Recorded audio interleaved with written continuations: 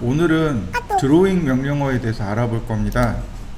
드로잉 명령어가 크게 선 관련, 그 다음 원 관련, 그리고 그 다음에 뭐 기타 뭐 이 정도. 자, X라인이라는 명령어가 있습니다. 무한선이라고 불러요. 레이, 얘는 반무한선이라고 합니다. 우리가 라인이라는 명령어는 이미 공부했어요. 그 다음 렉탱글, 사각형 그리기, 폴리곤, 정다각형,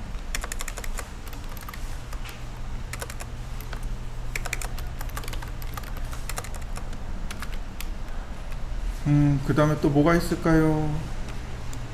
자, 그리고 이제 여기서 지금은 공부하진 않을 거지만 폴리라인, P라인이라는 명령어가 있습니다. P라인, M라인, 네, 요 정도 있습니다. 여기에 뭐 트레이스 한 요 정도.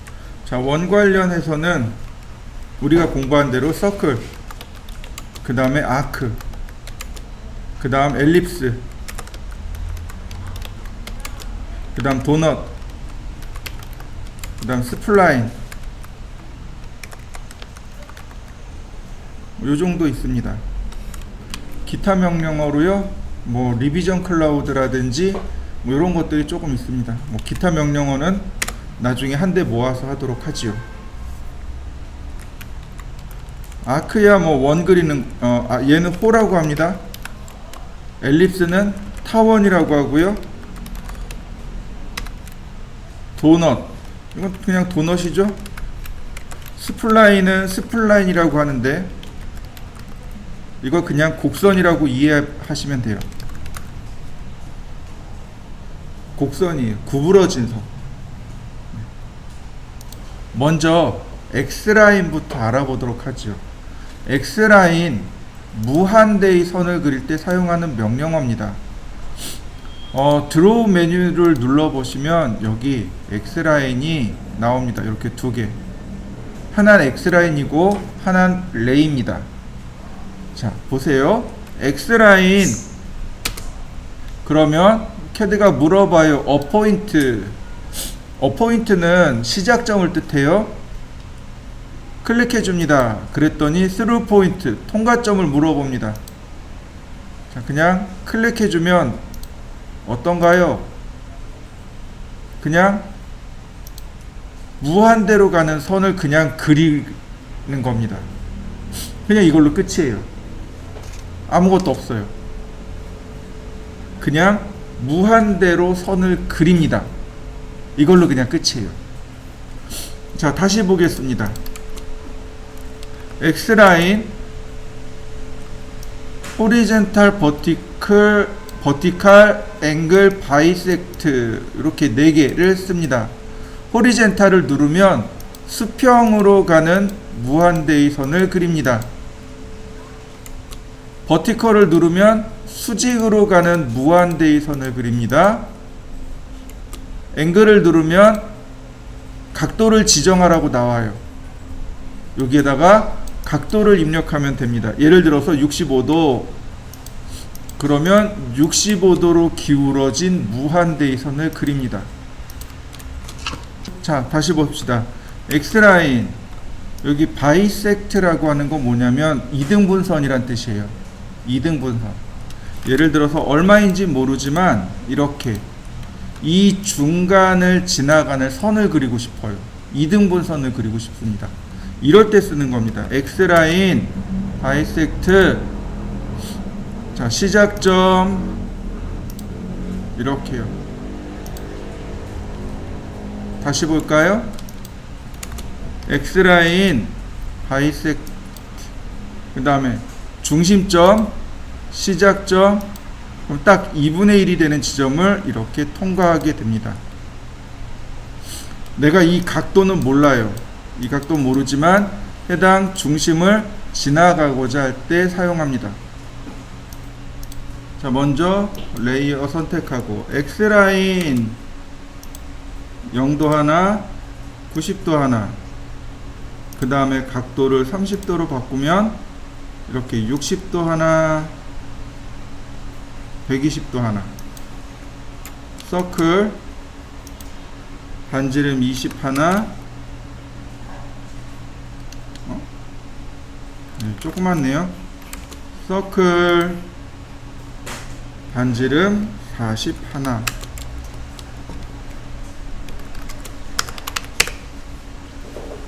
그 다음 레이어 바꿔서 서클 반지름 55 하나, 옵셋 3mm. 자, 트림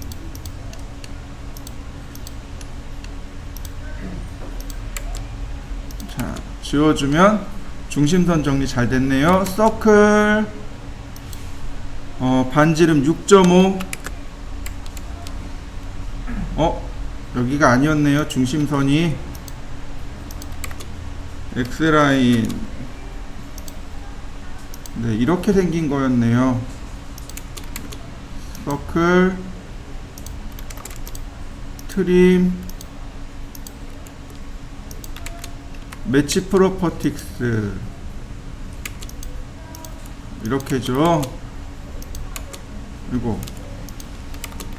서클 반지름 6.5,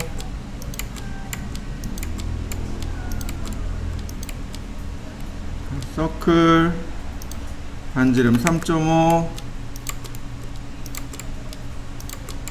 서클 반지름 10.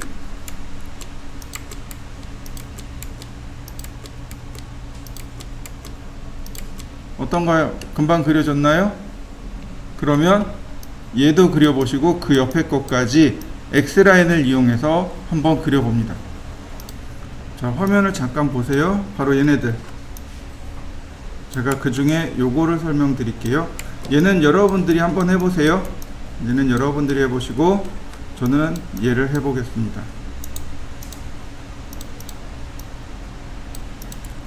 X라인 아니 레이어부터 X라인 0도 하나,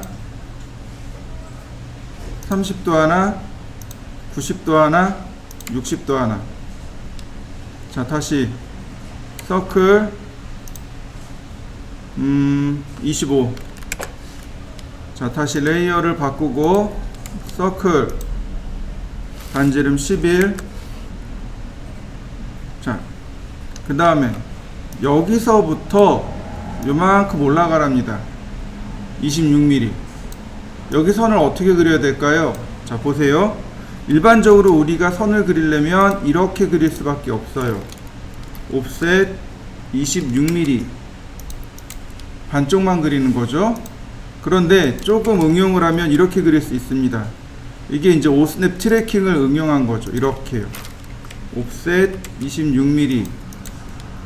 그런데 X라인을 써보자고요. X라인 호리젠탈이라는 명령어가 있죠. 수평선 호리젠탈 옵셋 26mm. 그러면 어떤 특별한 선을 오스냅을 이용하지 않고 금방 그릴 수 있단 말이죠. 옵셋 3mm. 매치 프로퍼틱스로 레이어 바꿔주고 트림으로 다시 트림으로 잘라주면 금방 만들어지죠. 서클 반지름 19.5mm, 서클 다이아메타 95mm, 옵셋 3mm. 트림으로 잘라서 선 정리하고요. 자, 어떤가요? 금방 만들어지는 거 맞습니까? 자, 일단 여기까지 한번 해보시죠. 레이는 반만 무한선입니다. 이렇게 반만 그려지는 무한대의 선을 레이라고 합니다. 지금 보다시피 어떻게 되나요? 반만 그려지고 있는 거 보이시죠? 네.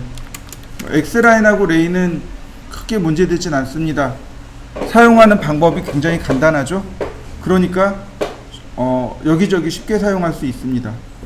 뭐 예를 들어서 우리가 작업했던 것들 중에 이런 과제물이 있었어요. 예를 들어서 좀 쉽게 그리고 빨리 그리려면 이 과제물이 있었어요. 기억나시죠? 그럼 어떻게 그려요? X라인으로 연십자 그리고 옵셋, 옵셋, 옵셋. 여기 다 X라인으로 그냥 그리는 거죠. X라인으로 이렇게 X라인으로 그려서 작업하면 돼요. 마찬가지 X라인으로 이렇게 작업하면 돼요. 다 X라인으로 작업하면 금방금방 그려낼 수 있습니다. 그리고 이것도 마찬가지 X라인으로 그리면 금방금방 그려집니다. 자, 레이는 뭐 이 정도로 하면 될 것 같고요. 그 다음에 네, 폴리곤 먼저 하죠. 렉탱글의 사용 용법이 많아요. 렉탱글에 공부해야 될 게 너무나도 많습니다. 자, 폴리곤은 정다각형입니다. 이거 기억나실 거예요. 한 변의 길이가 50인 정육각형, 팔각형, 구각형, 십각형 그리세요 했던 거 과제물 기억나시죠? 네, 그 과제물입니다. 그때는 우리가 상대 극좌표로 그렸지만 이제는 폴리곤으로 그리시면 돼요. 자, 폴리곤으로 그릴 수 있는 명령어, 아니 정다각형이 크게 세 가지 유형이 존재합니다. 아니, 세 가지가 아니지. 원에 내접하는 정다각형, 원에 외접하는 정다각형, 한 변의 길이가 얼마인 정다각형. 네, 세 가지네요. 자, 제가 원을 하나 그리죠. 서클, 반지름 50, 서클, 반지름 50. 자, 여러분도 폴리곤은 여기 렉탱귤러하고 같이 붙어 있습니다. 폴리곤 명령을 실행하면 이렇게 CAD가 물어봐요. 엔터, 넘버 오브 사이드, 모서리의 개수가 몇 개인가요? 네, 6개요. 엔터. 그러면 CAD가 다시 물어봅니다. 센터 오브 폴리곤, 정다각형의 중심은 어디인가요? 네, 원의 중심점이니까 5스냅 센터. 그랬더니 CAD가 물어봅니다. in circled in circle, circum described about circle. 단어가 되게 어려워요. 그죠? in circled 내접하다 라는 뜻입니다. circum described 외접하다 라는 뜻입니다. 내접, 외접이란 뜻이에요. 어떻게 찾냐면 이렇게 보시면 돼요. 여기 안에 in 들어가 있죠. in 들어가 있죠. in이 안으로 들어가다란 뜻입니다. 그러니까 원 안에 접하는, 무슨 뜻이에요? 내접이죠. 네, 원에 about 대략 외접하는. 네, 인자만 보시면 하나는 외접이 되는 거죠. 자, 내접합니다. 반지름 50 엔터. 내접하는 정다각형 맞나요? 다음 6개 엔터. 원의 중심점. 이번엔 circum described about circle, 반지름 50. 자, 그러면 내접하는, 그리고 하나는 외접하는 정다각형을 보실 수 있습니다. 다시 폴리곤. 똑같이 육각형이지만 이번엔 엣지를 쓸 겁니다. 엣지가 모서리란 뜻이죠. 모서리 하나를 그리면 나머진 CAD가 알아서 계산합니다. 그러니까 first end point of 엣지, 모서리의 끝점을 클릭해 주세요. 나머지 쭉 만들어지는 거 보이시죠? 네, 이쪽 방향으로 50만큼. 한 변의 길이가 50인 정육각형. 정다각형을 그리는 방법은 크게 세 가지입니다. 자, 한번 해보실까요? 이번엔 렉탱글에 대해서 알아보겠습니다. 렉탱글은 단순히 사각형을 그리는 명령어입니다. 폴리곤이랑 같이 명령어 붙어 있죠. 대각선으로 이렇게 클릭하시면 돼요. 좌우 상하 상관없습니다. 단지 대각선으로 클릭하시면 이와 같이 사각형을 하나 그려내실 수 있습니다. 한번 해보실까요? 렉탱글. 자, 우리가 지난 시간에 뭘 배웠냐면 도면 용지 크기를 배웠어요. 기억나시죠? 배운 건 기억나요. 사이즈가 기억이 안 날 뿐이죠. 자, 좌하단을 클릭하고 골뱅이 420,297, 얘가 A3죠. 한번 그려보실까요? 좌하단 클릭하고 골뱅이 420,297입니다. 그 다음에 여기에 옵셋 10mm, 안쪽으로 이렇게 10mm 들어갑니다. 제가 아마 그때 설명을 안 했을 거예요. 이 안쪽으로 테두리 선을 10mm 넣습니다. 테두리 선을 10mm를 넣는데 A2까지가 10mm고 A1, A0는 20mm입니다. 다시 볼까요? 기억나실 거예요. 자, 보세요. 제가 위로 올라가서 여기 있네요. 여기. 자, 여기다 같이 적어드리죠. 테두리 선이라는 게 있습니다. 보면 테두리가 있습니다. 테두리를 10mm를 줍니다. 단 A1과 A0는 20mm입니다. 또한 재본, 도면을 재본할 시 왼쪽 여백을 25mm로 줍니다.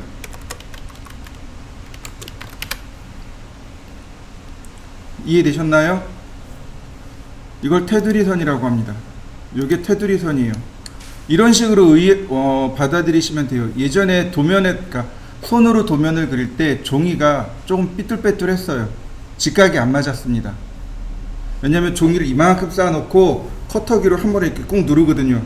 그러면 종이가 이렇게 조금씩 삐뚤어져요. 그래서 테두리선을 그리게 됩니다. 그리고 직각을 맞추기 위해서 테두리선을 그려요. 그리고 이 테두리선 안쪽으로 도면을 그립니다. 예를 들어서 프린터로 프린트를 할 겁니다. 그러면 프린터가 종이를 이송시켜요. 그러면 이송되는 부분에는 인쇄가 안 돼요. 이렇게 인쇄가 안 되는 영역들이 존재합니다. 그래서 도면에다가 테두리선을 그려놓고 이 안쪽에만 그리게 돼요. 이걸 테두리선이라고 하는데 재본, 책을 만들거나 도면을 철할 때 있죠? 이럴 땐 왼쪽을 25mm 줍니다. 지금 보시면 여기가 10mm였죠? 15mm 더 가서 이렇게요. 그러면 펀칭기로 여기다 구멍을 뚫어 가지고 재본을 하는 거죠. 무슨 얘기인지 이해되시죠? 요거는 외워두셔야 됩니다. 다시 설명합니다. 도면의 테두리선은 10mm입니다. 다만 A1과 A0는 용지가 크기 때문에 20mm로 합니다. 또한 도면을 재본할 때 왼쪽 여백을 25mm로 주어야 합니다. 자, 그리고 또 하나 폴리곤, 육각형, 엣지, 렉탱글과 폴리곤은 둘 다 합쳐서 폴리라인이라고 합니다. 두 개 다 합쳐서 폴리라인이라고 그래요. 렉탱글과 폴리곤은 둘 다 폴리라인이라고 합니다. 폴리라는 단어가 서로 이어진 이런 뜻이에요. 선이 하나로 다 이어져 있다는 뜻입니다. 그래서 선택을 하게 되면 선이 같이 선택됩니다. 하나로 다 이어져 있기 때문에. 폴리선의 특징이 바로 이거예요. 선이 다 하나로 이어져 있습니다. 이렇게 하나로 다 이어져 있는 게 첫 번째 특징이고, 두 번째 특징, 자, 컨트롤 1키를 누르면 속성창이 나와요. 요거 속성창이 나옵니다.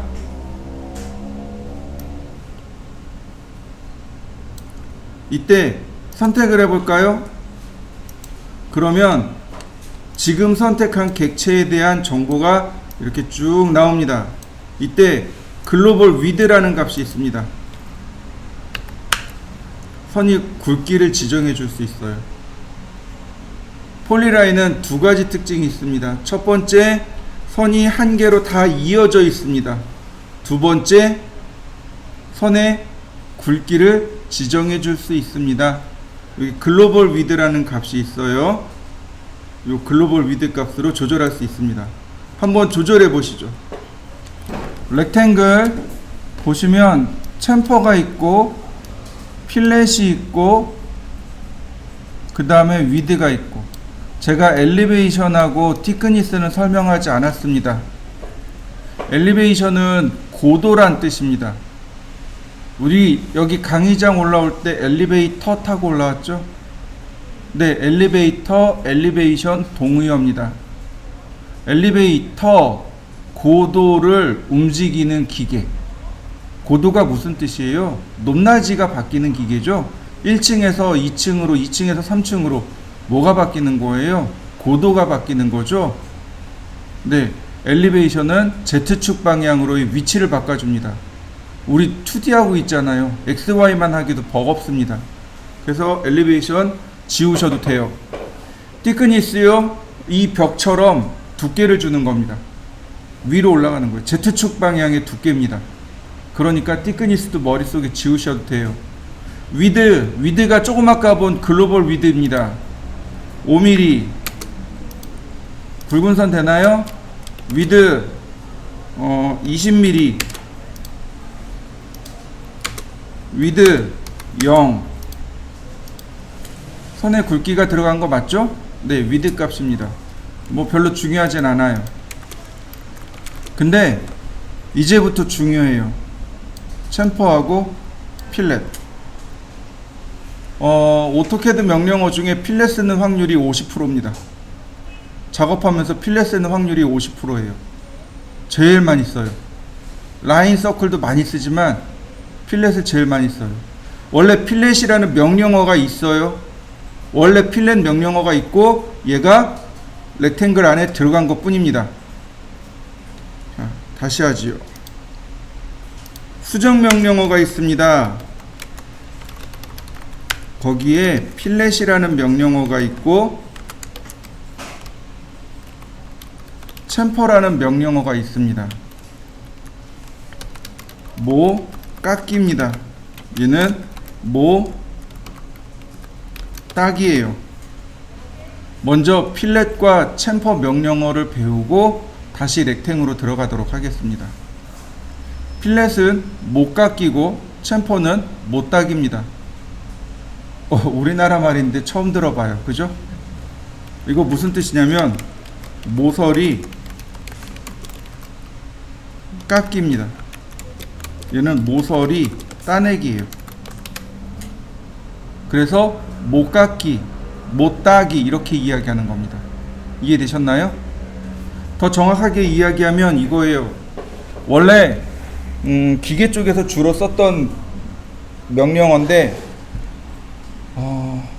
기계를, 그러니까 쇠붙이를 만들고 나면, 쇠붙이를 가공하고 나면 모서리 부분이 굉장히 날카롭습니다. 그죠? 그거 그냥 만지면 사람이 100% 다쳐요.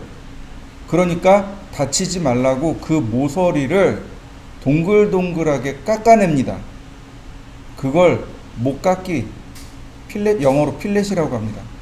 또는 모서리를 이렇게 각지게 잘라냅니다. 그게 못 따기라고 합니다. 챔퍼예요.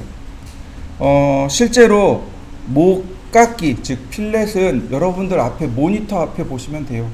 모니터 모서리가 모서리 동글동글하죠? 다 동글동글하게 깎여 있을 겁니다. 그게 못 깎기예요. 원래는 이제 다치지 말라고 하는 것, 그게 이제 못 깎기와 못 따기 유래입니다. 챔퍼요, 어디서 볼 수 있느냐면 유리요, 강화 유리. 여러분들 그 주로 출입문에 보시면 유리로 된 출입문 보이시죠? 그 유리로 된 출입문이 각지게 딱 90도 각도를 이루어져 있으면 어떻게 되나요? 그거 만질 수가 없죠. 그죠? 근데 어떻게 돼 있나요? 그 유리가 각지게 잘려져 있죠. 이런 식으로.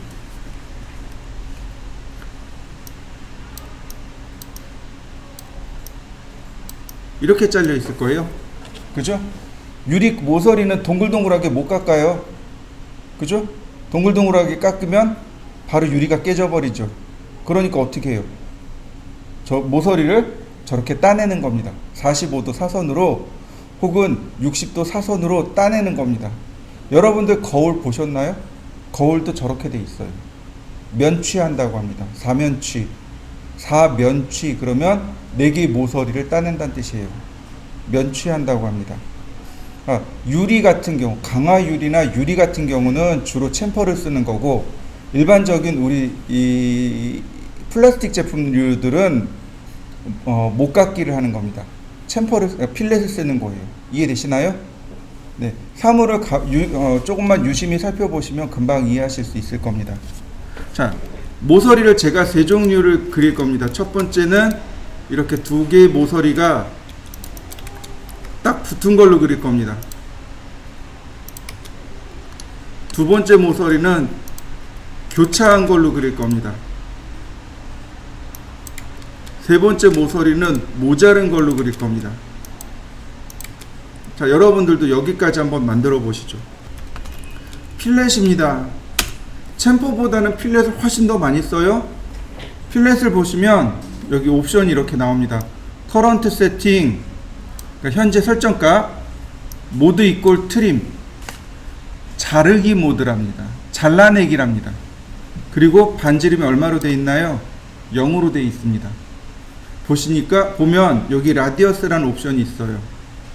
항상 필렛은 모서리를 동글동글하게 깎아야 돼요. 그래서 반지름 값을 늘 보셔야 됩니다. 여기 반지름 값을 봐야 되고 늘 항상 반지름을 줘야 됩니다. 라디어스 5로 주죠. 그리고 첫 번째 선, 두 번째 선. 그리고 너무 작다. 필렛 반지름 20. 클릭하고, 자, 모서리가 동글동글하게 깎이는 거 보이시나요? 이때 여기 짜투리 선이 어떻게 되나요? 선 정리되는 거 보이시나요? 네, 이게 트림 모드입니다. 모서리는 동글동글하게 깎고 나머지 자투리는 트림 처리하고. 다시 보세요. 필렛, 여긴 선이 길죠? 어떻게 되나요? 긴 선 다 정리된 거 보이시죠? 그럼 얘는 어떻게 될까요? 선이 모자르는데. 필렛, 선이 연장되는 거 보이시나요? 네, 선이 모자르면 연장도 시켜줍니다. 자, 이렇게 3개의 경우 한번 해보실까요? 필렛, 자, 반지름을 0으로 줬습니다. 그럼 어떤 일이 발생할까요? 동그란 게 만들어질까요? 안 만들어져요. 그러면 나머지는 어떻게 될까요? 자, 보세요. 여기 지금 클릭했습니다. 어떻게 되나요? 선이 연장되는 거 보이시나요? 다시 보겠습니다. 넘쳐나는 선들이 잘려진 거 보이시나요? 그렇다면 얘는 트림의 역할을 했고 얘는 익스텐드의 역할을 했네요. 맞습니까? 네, 그래서 필렛을 써요. 필렛이 트림과 익스텐드를 동시에 진행하니까. 자, 아까 제가 이거 그리다 말았어요. 그죠? 이 부분 다시 한번 봅니다. 여기요.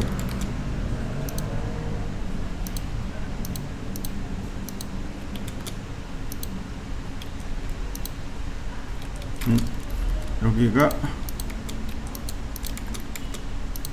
자, 이렇게 있었죠. X라인, 호리젠탈,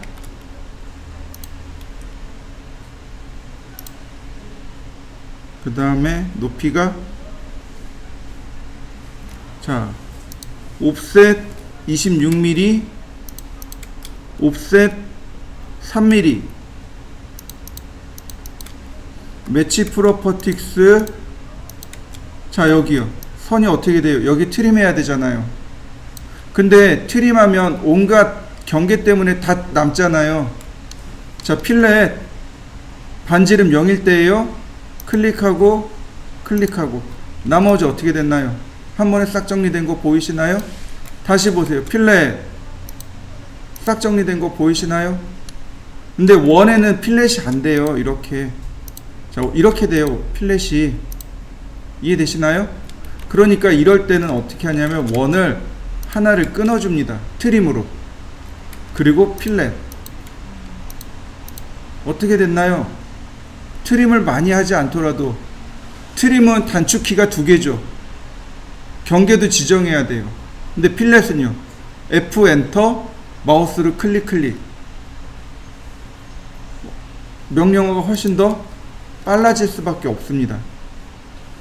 자, 필렛에 대해서 조금만 더 설명드릴게요. 필렛 보시면 트림이라는 게 있어요. 자, 라디어스 20을 줬고요. 트림에 들어가면 트림 모드와 노 트림 모드 2가지예요. 트림 모드 자르기, 노 트림 모드 자르지 않기. 근데 우리가 여지껏 봤던 건 트림 모드입니다. 이 노 트림 모드를 해보죠. 그러면 안 잘려요. 그대로 남아 있습니다. 연장도 안 돼요. 무슨 뜻인지 이해되시나요? 이건 노 트림 모드. 간혹 이렇게 집어넣어야 될 때도 있습니다. 트림 모드와 노 트림 모드를 왔다 갔다 해야 돼요. 다시 볼까요? 필렛. 자, 트림 모드는 트림 모드로 바꾸고 라디어스는 20으로 바꿨습니다. 근데 한 번 하면 명령어가 그냥 끝나요. 난 여러 번 다 하고 싶어요. 멀티플. 그러면 계속 쓸 수 있습니다. 다시 볼까요? 자, 렉탱글. 렉탱글이 뭐라고 했나요? 폴리라인이라고 했죠. P라인이라고 했습니다. 필렛, 여기 폴리라인이요. 네 군데 동시에 들어가는 거 보이시나요? 네, 그래서 렉탱 안에 필렛이라는 게 존재합니다. 반지름 20. 자, 2개 결과가 똑같이 나온 거 보이시죠? 한번 해보시죠. 챔퍼링 하는 방법은 2가지가 있어요. 하나는 거리를 입력해서 챔퍼링 하는 방법이 있고, 하나는 각도를 이용해서 챔퍼링 하는 방법이 있습니다. 자, 챔퍼 보시면 디스턴스 방식과 앵글 방식 2가지가 있습니다. 트림, 폴리건 똑같아요. 여기 메소드는 무시하셔도 좋습니다. 메소드는 방법이죠. 이렇게 앵글 방식 쓸 거냐, 디스턴스 방식 쓸 거냐, 사용하는 방식을 바꾸는 건데 의미 없어요. 그냥 디스턴스 누르고 거리 넣어버리면 디스턴스 방식이 되고, 앵글 누르고 각도 넣어버리면 앵글 방식이 돼버립니다. 그 메소드는 필요 없어요. 멀티플은 다중 방식이고요. 자, 먼저 디스턴스. 첫 번째는 20mm, 두 번째도 20mm. 첫 번째 클릭하고 두 번째 클릭하고, 그러면 여기서부터 여기까지 20mm, 여기서부터 여기까지 20mm 이렇게 되는 겁니다. 자, 한번 해보실까요? 자, 다시 보겠습니다. 챔퍼. 이번엔 앵글. 처음부터 이렇게 각도를 주지 못합니다. 얼마간 떨어져야 되거든요. 그래서 첫 번째는 거리입니다. 20. 그 다음에 각도가 들어가는 거예요. 45도. 클릭하면 이 교차점부터 20을 떨어뜨리고 이렇게 사이 각도가 45도가 되는 겁니다. 이렇게요. 요거 그러니까 저는 종종 사용해요. 여러분들도 필렛과 챔퍼를 잘 기억해 두시면 좋겠고요. 자, 보세요. 렉탱귤러 챔퍼 20, 20. 자, 보이시나요? 각지게 잘린 거. 다시 볼까요? 렉탱글 챔퍼 0, 0.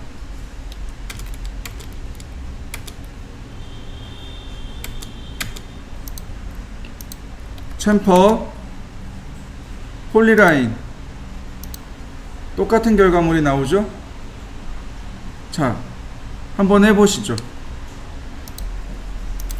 자, 그 다음 서클 다이아메타 7mm입니다. 지름이 7mm로 선을 마무리합니다. 자, 이렇게요.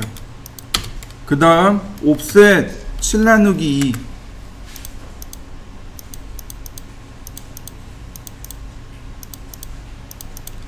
자, 매치 프로퍼틱스로 속성을 맞추어 줍니다. 그 다음 옵셋 5mm.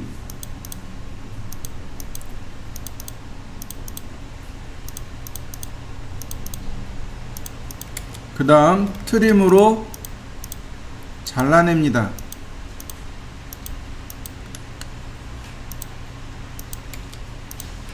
자, 불필요한 것들 역시 다시 지우고요. 그러면 이제 이렇게 생긴 거죠. 자, 이 안쪽에는 이건 필렛으로도 어쩔 수 없어요. 뭐 정의 필렛을 쓰고 싶으면 하나씩 다 끊어야 됩니다. 그러니까 이럴 때는 경계를 명확하게 지정하고 쓰는 게 훨씬 좋습니다. 경계가 복잡할 때는 반드시 트림할 때 경계를 지정해 놓고 쓰시는 게 제일 좋아요. 이렇게. 그 다음 여기도 트림으로 잘라내야 되겠죠. 트림 한 군데씩 잘라볼까요? 그냥 이렇게.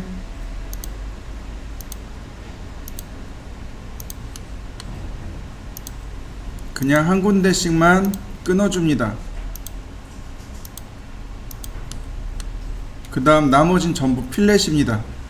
반지름 0, 멀티플.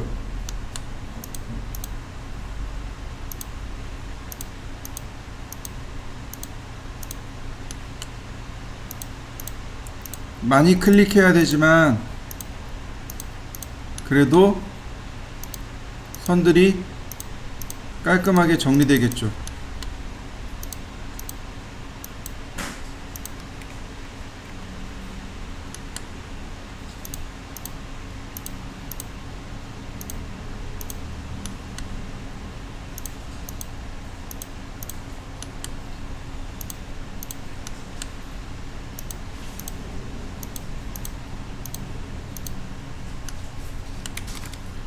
자, 그리고 여기를 그리는 방법이 두 가지가 있는데 하나는 오늘 알려드리고요, 하나는 내일 알려드리도록 하겠습니다.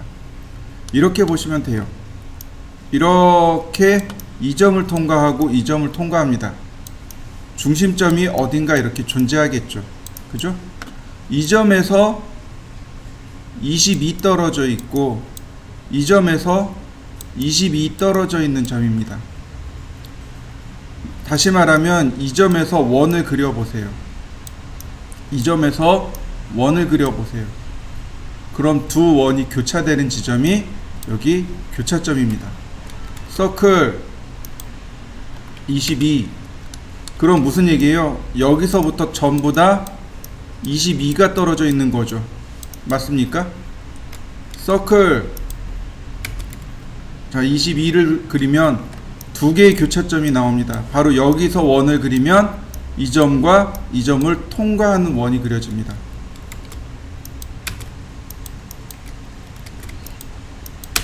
이렇게요. 서클,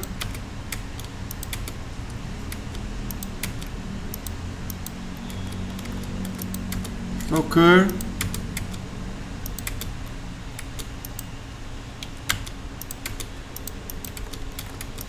다시 서클,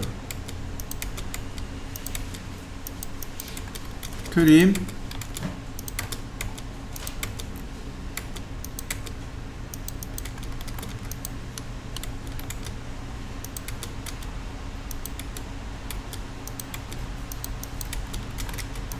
자, 다 그려진 거 보이시나요? 자, 한번 해보시죠. 얘는 레이로 그릴 겁니다. X라인으로 안 그려요. X라인은 중심을 기준으로 양끝으로 나가죠. 레이는 한쪽 방향으로 나갑니다. 그래서 레이를 써야 돼요. 레이 0도, 그 다음에 60도, 그 다음에 300도. 서클 반지름 80.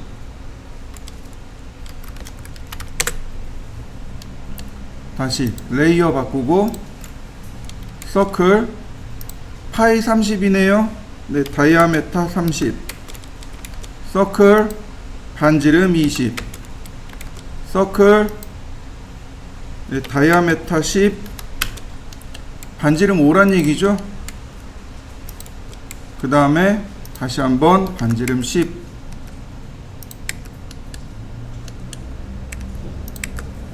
자, 그 다음 옵셋 5mm. 그 다음 트림으로 끊어주고, 네, 그 다음에 삭제해버리면, 여긴, 그 다음에 삭제해주면 되겠죠. 자, 잘 보세요. 여기 있는 작은 원에서부터 여기 있는 큰 원으로 그리는 겁니다. 작은 원에서 큰 원으로 가는 거예요. 라인 5스냅 탄젠트만 체크합니다. 네, 탄젠트 체크되어 있네요. 탄젠트에서 이렇게 탄젠트로, 다시 작은 원 탄젠트에서 여기 큰 원 탄젠트로, 다시 큰 원에서 여기 있는 작은 원으로, 작은 원에서 큰 원으로. 뭐 순서는 상관없어요. 작은 원이든 큰 원이든. 근데 중요한 건 뭐예요? 탄젠트 오스냅을 쓰셔야 된다는 거죠. 그 다음 옵셋 5mm.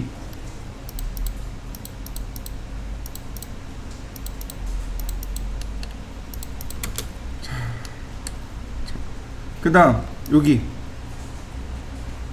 아니 이 바깥에부터 할까요? 필렛 반지름 30.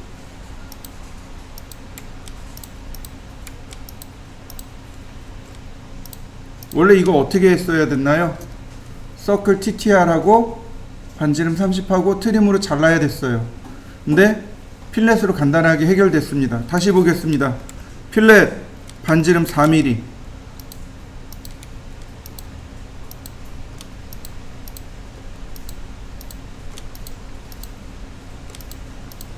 나머지 트림.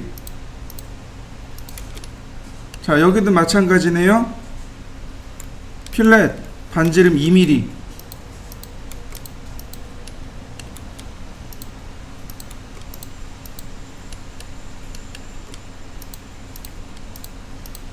그 다음에 나머지는 어떻게 해요? 트림으로 잘라냅니다. 경계 4군데 지정하고 엔터. 이렇게요. 트림 경계 지정하고 엔터. 다시 트림 경계 지정하고 엔터. 네, 다 그려졌네요. 굉장히 단순해졌죠?